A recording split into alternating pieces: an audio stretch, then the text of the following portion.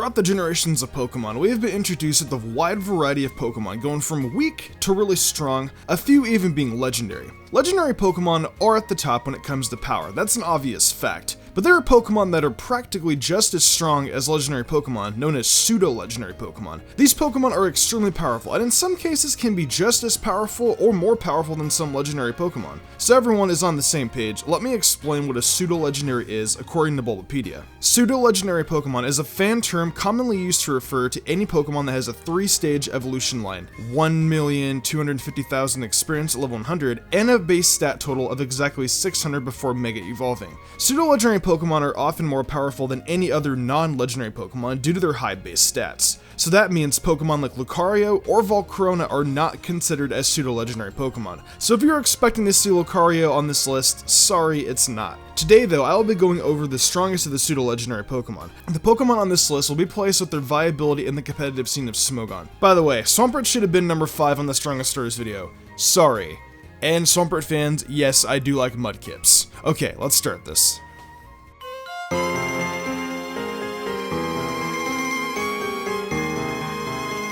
We're kicking off this list with the Gen 5 Power Dragon, Hydreigon. This Pokemon is one of my favorite Generation 5 Pokemon, and it is a pleasure to be able to have this beast on the list. Hydreigon is currently in the UU tier, even with the quad weakness to fairy typing. It still manages to hold its own up there, with some pretty big threats as well. Its base 98 speed and 128 special attack make this one formidable Pokemon not to be reckoned with. It has moves like Fire Blast, Flamethrower, Surf, Earth Power, and even Flash Cannon that take care of its quad weakness. I mean, I still wouldn't put it in a 1v1 against Togekiss unless you're in range to revenge kill it or just take it out in general. You can even run physical Hydreigon with moves like Earthquake. One more small detail that I want to add is that Hydreigon is one of the better Life Orb users in UU due to it having Roost, and it can easily threaten out certain teams into their Dragon Checker. You can also run Scarf too, it's another really great item, just be aware of other Scarfmon that exceeds 98 base speed. It can outspeed all the Megas in UU as well with Scarf, so this is a great Pokemon in the UU tier with its great move pool and stats.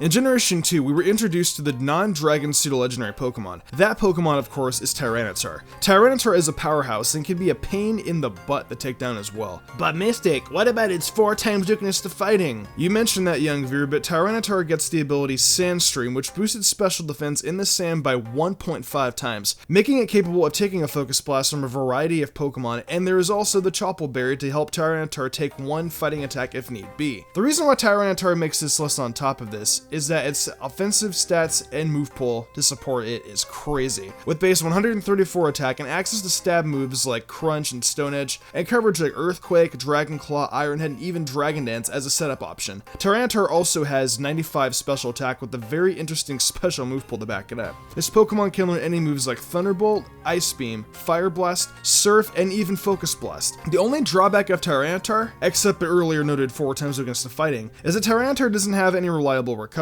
so once you start hitting it, it's gonna fall over eventually.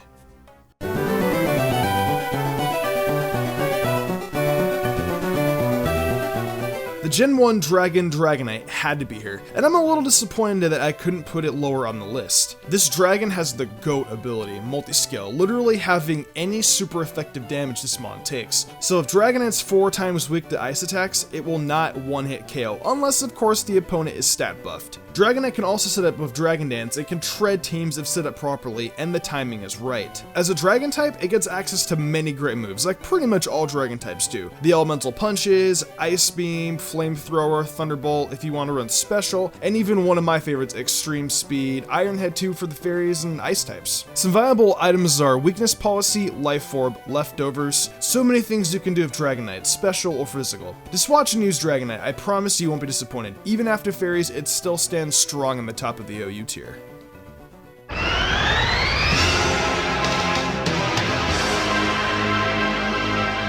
Ruby and Sapphire comes around and brings with it the most dragon-looking Pokemon of the franchise with the actual dragon typing. Salamence is a monster on the battlefield, and with access to Z-moves in Generation 7, this dragon can now take to the skies. The supersonic skies and strikes down from above with Z-Fly can incinerate bulky steels with Inferno Overdrive, and even deal with those pesky fire types with a Corkscrew Crash coming off an Iron Tail. Salamence also gets access to two incredible abilities, being Moxie, which boosts its already sky-high attack every time it knocks out an opposing foe, or Intimidate to weaken the physical attack of the Pokemon it switched in on. Salamence has a pretty good distribution of stats. It maintains a good natural bulk with its 95 HP and 80 in each defense, but excels with its 135 attack and 110 special attack. With such high stats and a boosting option in Dragonance, this Pokemon is a massive threat, but there are of course checks to this monster like all others. Salamence has a really hard time against offensive ice types, and yes, you can run Yache Berry, but you still have a sizable chunk, which is pretty spooky. Fairies, despite Corkscrew Crash, is still a nuisance to Salamence, as they for the most part can sponge any hit that Mince wishes to dish out. It can take Mince out with the Play Rough or a Moonblast. Now on the bright side, Salamence has the ability to roost off damage, but due to its wide move pool it gets what most players like to call 4MSS, or 4 move slot syndrome, which basically means you want to pack so many moves but can only fit 4.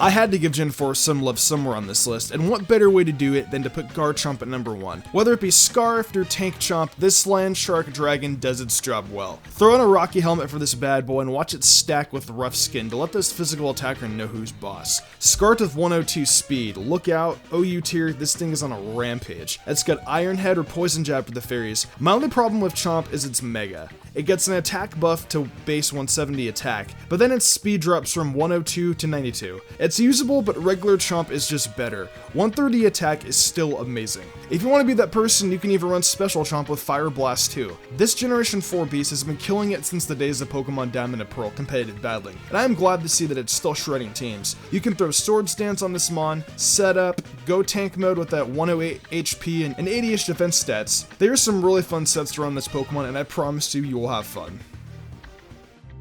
Well, those were my top 5 strongest pseudo-legendary Pokemon. I think this list is pretty solid and definitely points out how powerful these Pokemon truly are. Are they to you though? Did I miss anybody important that you guys probably wanted me to put on there? Share your thoughts in the comments below. If you did enjoy this video though, be sure to leave a like and subscribe if you want to see more Pokemon content. With that being said though, I'm Mr. Umbreon and I will see you guys next time.